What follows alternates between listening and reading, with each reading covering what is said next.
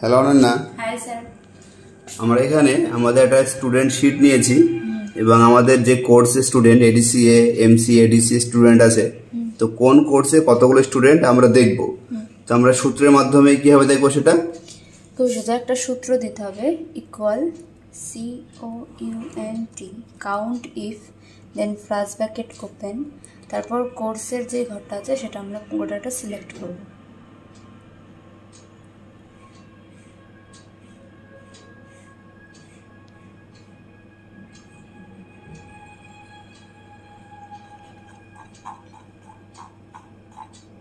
দেন কমা এবং কোর্সের এই নামের এখানে ক্লিক করার পর ব্র্যাকেট ক্লোজ করে এন্টার করলে আমরা দেখতে পাবো কোন কোর্সে কতজন আছে। তারপর আমরা যদি এটা